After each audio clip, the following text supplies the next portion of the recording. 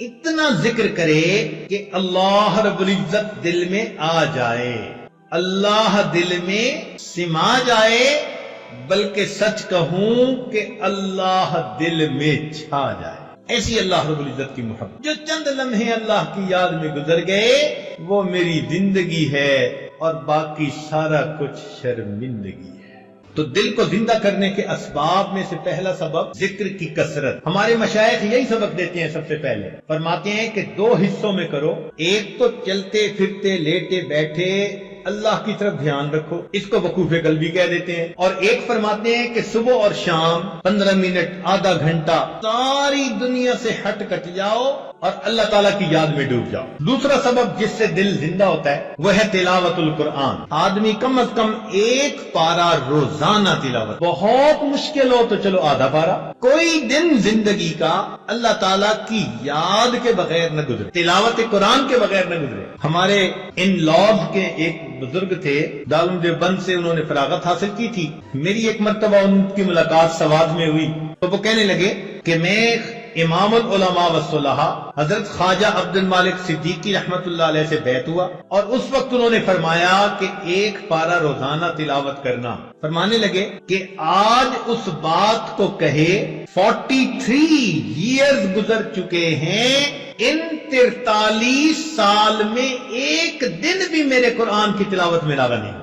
جب ایسے لوگ اللہ کے سامنے نام اعمال لے کر جائیں گے ہمیں کتنی شرمندگی ہوگی کہ ہمارے کتنے دن تلاوت کے بغیر جا چکے۔ اب دیکھو 43 سال، سردی بھی، گرمی بھی، صحت بھی، بیماری بھی، دیس بھی، پردیس بھی، خوشی بھی، غمی بھی، 100 یعنی عوارض ہوتی ہیں، مگر وہ کہتے ہیں میں نے ایک پارے کی تلاوت۔ چنانچہ عبداللہ ابن عباس نے فرمایا کرتے تھے من احب القرآن احب اللہ ورسول، جو شخص قرآن سے محبت کرتا ہے وہ اللہ رب العزت اور اس کے رسول سے محبت کرتا ہے، اور اللہ اور اس کے رسول اس بندے سے محبت۔ 40 سال عشاء کے وضو سے فجر کی نمازیں پڑھی ہمارے بزرگوں نے۔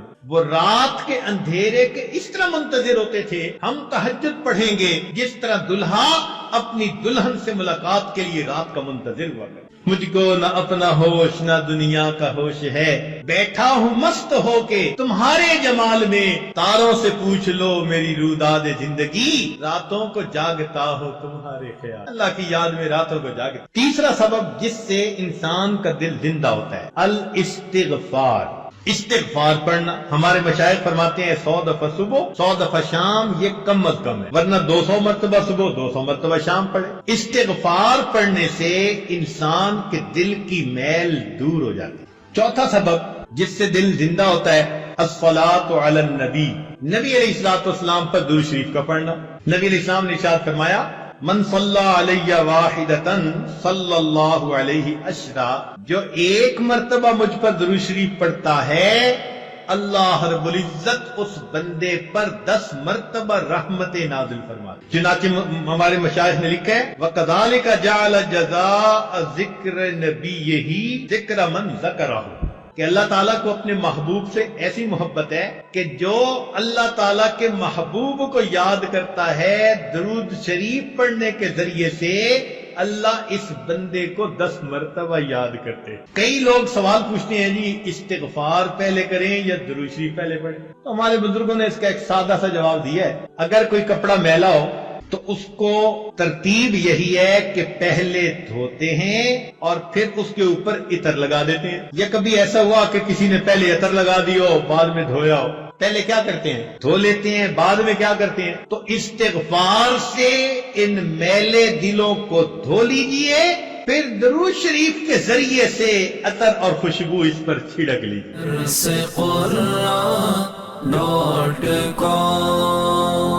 www.darsequran.com